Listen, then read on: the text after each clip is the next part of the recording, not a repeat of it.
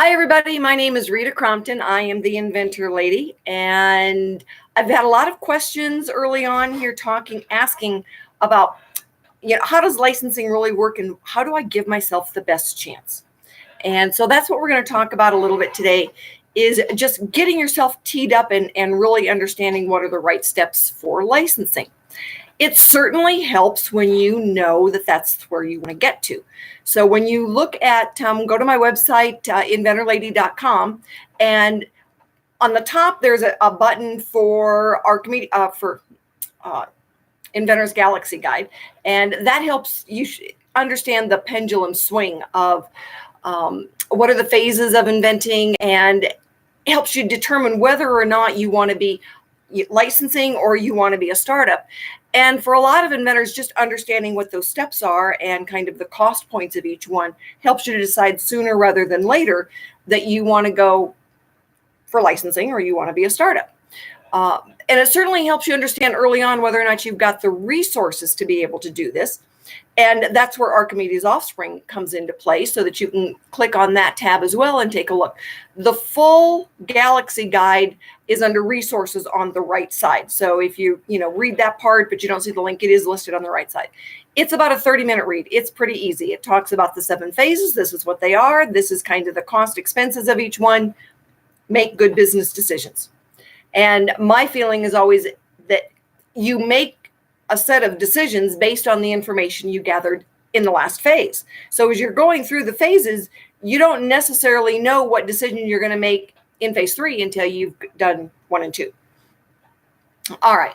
So for licensing, in a nutshell, all right, it is they will make it, sell it, and send you a check. All right. To elaborate a little bit on that, a licensee, a legitimate licensee, they're going to make it, they're going to sell it, they are going to defend the patent, and they're going to pay for product liability insurance, and then they're going to send you money. So the important thing here to understand is that in the end, they are going to send you a check. When you are a startup, your trip to the bank is always to take money out. When you license it, you get to go once a quarter to deposit a check. And that's the big difference. That's the big variable in there, is that they really do the heavy lifting. So you are not stressing over, did the boat arrive from China? Do you have the right orders set up? Are you going to have 5,000 of these in a warehouse somewhere and you're giving them away as Christmas gifts for the rest of your life? Family gets tired of that. Just a heads up. So obviously I've had inventors who've had to do that. The family gets real tired of it. So how do we make it so that we enhance your ability to get that licensing deal? All right, so it's really back to the basics. You start with searching as much as you can yourself. When you take these classes, I know I'm in Denver and the USPTO does classes on how to search yourself. By all means, you want to go and spend some time down at a library that has the access to the USPTO databases. You want to do it online.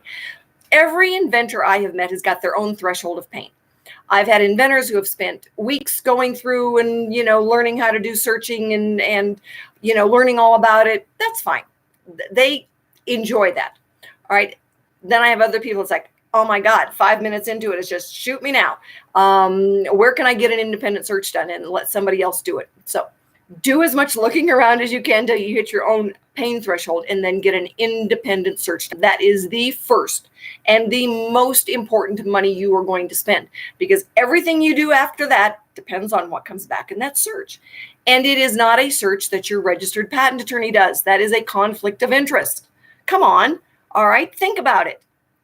If the person wants to really write the patent, is he really going to dig around? And do you want to really pay his hourly rate to dig around as deep as he needs to get to? Probably not. Get an independent search done. Should be a flat rate. It needs to include the USPTO database. It needs to include the international databases, and it needs to include a product search. And that's mainly because the USPTO has a 2.5-year blind spot. So a lot of times, an inventor files a provisional patent application, they file then their utility patent. It's 2 years before something is published, 2.5 years. So a lot of times the inventor has gone to a trade show, put up a website, might be selling on Amazon, we can go out and try to find the products. So that is, like I said, the first and most important money you're going to spend. Should be a few $100s.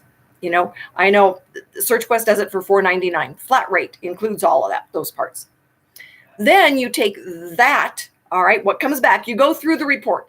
All right, and most of the time people find things that are close to theirs, but not dead on. That's what we're looking for. If you find something that's dead on, you don't need to pay an attorney $1,000 to say you shouldn't do this. You just shouldn't do it. All right, you need to move on. Most of the time, though, you've made improvements. That's what the new patent would cover, is the improvements that you have made. And that's one of the first things that a good registered patent attorney is going to look at. They're going to take the search that you give them and say, what are the improvements that you're making to these patents that you've identified as being in the ballpark? Now, as I said, most patents these days are improvements on existing patents that have already been filed. That's fairly normal. That's not a bad thing. All right. And let me give you an example. All right. The guy who did the flashlight eons ago. All right. A flashlight is a light coming out of the end of the stick. All right. I am sure there was a patent on it somewhere. The guy who did the one that wraps around a pole, that was pretty cool. That's new. All right. So when we're looking at what's new, it's taking a baseline part and adding a new feature to it, something that an examiner would look at as being new and novel. All right. So now the registered patent attorney gives you parameters on what can be filed. And you determine from the conversation with the attorney, and most likely you've had a conversation now with an engineer. Right? This can be made this way. The attorney's job is to say, yeah, but that's infringing on something over here, or it's not, you can't patent it. Well, if you can't patent it, doesn't mean you can't use it if it's necessary. It just means you can't claim it in the patent. Sometimes you'll do things a little bit differently. So that is kind of a conversation that's a three-way conversation with the attorney, the engineer, and you, the inventor, to determine what really are the parameters for that. And then everybody goes to work. The attorney files a provisional patent application. The engineer is going to get busy and do a prototype for you. Those are those early phases of knowing that you want to get down the road to licensing. But even if you're looking at being a startup, those are the same steps. All right. What we're trying to do is just maximize your ability to get a licensing deal. So now we go into that sexy prototype stage. All right. And for a lot of inventors looking at the next professional trade show that they may want to go to, a lot of inventors fit into the National Hardware Show, but there is one for everything. I have been to the National Asphalt Show, for goodness sakes. It wasn't very big, but it was very productive. So as long as you're going to a professional show, that's where the potential licensees go. But when you're going to a show, you're looking for a variety of information. And part of it is price points. All right. Store owners know their customers. Distributors know their buyers. All right. Retailers know their customers. You are looking for that feedback on price points. And if you were thinking you could make it and sell it at a retail price for 15 and you get all this feedback at a professional show, no, the sweet spot for this is going to be about $10.